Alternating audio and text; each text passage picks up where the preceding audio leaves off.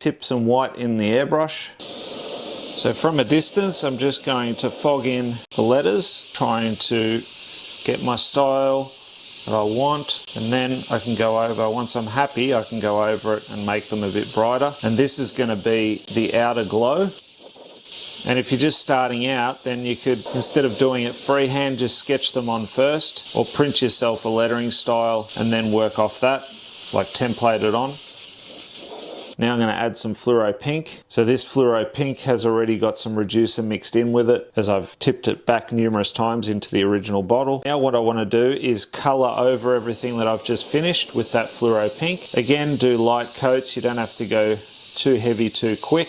And this is Trident paint that I'm using, so you can follow along with any paint that you use. Just keep in mind that they may act a little bit different. You can see I'm getting a nice glow already. It doesn't just have to be lettering that you use this for. You can use this technique for anything that you want to look as though it's glowing. See, I'm steadying myself with both hands, just working back over that pink until I get really nice coverage. You see, by working back over the top of it, I'm thickening that up as well. Now back to the white. This is probably the hardest part, because I need to get a white highlight in the center without going right off the edge, and keep it nice and tight.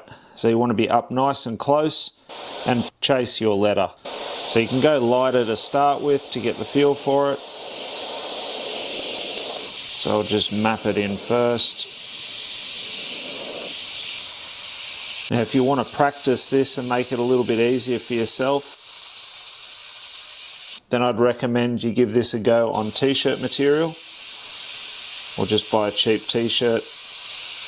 A lot easier to work with than trying to do this on a hard surface, because it's more absorbent. I'm working on an aluminium composite panel, so there's really no room for error. If I pull back too much, then it's going to spider out on me.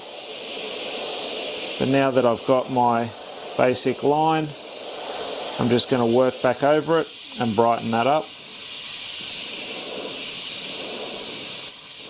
Trying to keep it as clean as possible, so that it really has that neon appearance. So when you are doing lines, or in this case you're following letters, I recommend that you look ahead. So don't look where the paint is coming out, so at the nozzle of the airbrush. Look ahead of your line, or in this case the letter, and then what happens is you tend to follow it a lot more easily.